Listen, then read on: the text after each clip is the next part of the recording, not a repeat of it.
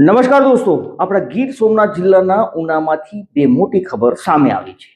પહેલી, જ્યાં વીજ વિભાગની ટીમ છે જે ચેકિંગ કરવા ગઈ હતી અને ત્યારે વીજ વિભાગની ટીમ ઉપર હુમલો થયો છે। બે કર્મચારીઓ ઉપર હુમલો થતા 4 લોકો સામે ફરિયાદ દાખલ થઈ છે। અને બીજું, ઉનાના ખડા ગામે તંત્રની ટીમો છે તે આકસ્મિક રીતે તપાસ માટે પહોંચી હતી।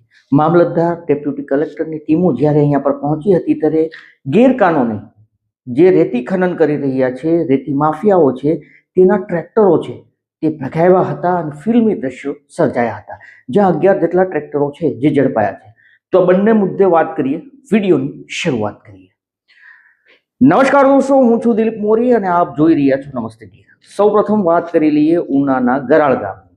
ગરાળ ગામ જ્યાં ગઈકાલે વીજ વિભાગની ટીમ છે તે અહીંયા પર ચેકિંગ અર્થે પહોંચી હતી।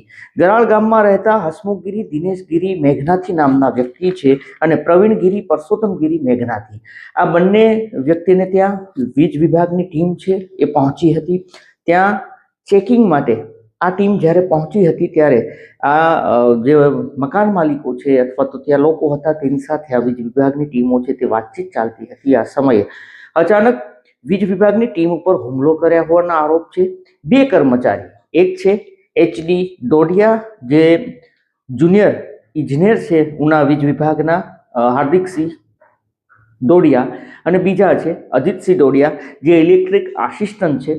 તો આ બંને ઉપર એવું મનાય છે કે હુમલો થયો હતો, તેની ફરજમાં રૂકાવટ થઈ હતી અને એવો પણ આરોપ છે કે પથ્થર લઈને મારવાનો પ્રયાસ કર્યો હતો, જેને લઈને આ બંને વીજ વિભાગના કર્મચારીઓને ઉનાની સરકારી હોસ્પિટલમાં દાખલ કરવામાં આવ્યા હતા, જ્યાં પોલીસ પણ પહોંચી હતી। તેના નિવેદનો લેવામાં આવ્યા છે અને કુલ 4 લોકો સામે ફરિયાદ દાખલ કરવામાં આવી છે। આ 4 લોકોમાં 2 પુરુષો છે અને 2 મહિલાઓ છે। મહિલાઓ ઉપર ફરજ રૂકાવટનો આરોપ છે, પુરુષો ઉપર પણ ફરજ રૂકાવટનો આરોપ લગાવવામાં આવ્યો છે, પરંતુ મારવાની ફરિયાદ પણ દાખલ થઈ છે। મતલબ કે 4 લોકો વિરુદ્ધ FIR થઈ છે અને હવે પોલીસે આ સમગ્ર મામલે કાયદેસરની કાર્યવાહી હાથ ધરી છે। નંબર 2, ઉનાનું ખડા ગામ છે। આ ઉનાના ખડા ગામની અંદર રાત્રિના સમયે ડેપ્યુટી કલેક્ટર ઉના અને મામલતદાર ઉનાની ટીમો છે એ ત્યાં પહોંચી હતી। આકસ્મિક રીતે તપાસ માટે ત્યાં પહોંચી હતી। ત્યાં જે નદી છે ત્યાં રેતીનું ખનન થતું હોય છે, ગેરકાનૂની રીતે રેતીની ચોરીને અંજામ આપવામાં આવતું હોય છે।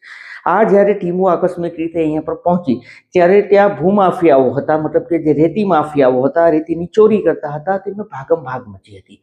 બંને દ્રશ્યો બતાવવાના પ્રયાસ કરીશું કે એક દ્રશ્યની અંદર જ્યારે આ લોકોની તંત્રની ટીમ છે એ એન્ટ્રી કરે છે, એ એન્ટ્રીના દ્રશ્યોનો વિડીયો પણ સામે આવ્યો છે અને બીજો વિડીયો આ જે ભૂમાફિયાઓ છે તેના ટ્રેક્ટરોનો એક પછી એક ટ્રેક્ટરો છે તેની લાઈનોની કતારો છે તે જોવા મળી રહી છે। અહીંયા પર તંત્ર દ્વારા કડક કાર્યવાહી કરવામાં આવી છે।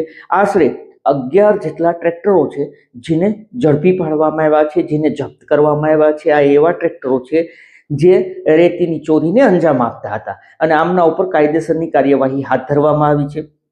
11 ટ્રેક્ટરો જપ્ત કર્યા છે, અંદાજિત 55 લાખનો મુદ્દામાલ કબજે કર્યો છે અને એમાં પણ કાયદેસરની કાર્યવાહી હાથ ધરી છે।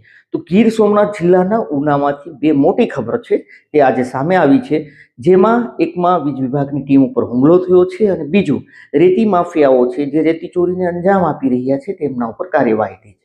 આ તમામ મુદ્દે આપનું શું કહેવું છે, આપનું શું માનવું છે, આપ જરૂરથી અમને કમેન્ટ કરીને જણાવજો। અમારો હેતુ કોઈને નુકસાન પહોંચાડવાનો, બદનામ કરવાનો નથી, આપને સચેત અને જાગૃત કરવાનું છે। આપ પણ સાવધાન રહો, સતર્ક રહો, સલામત રહો। ધન્યવાદ।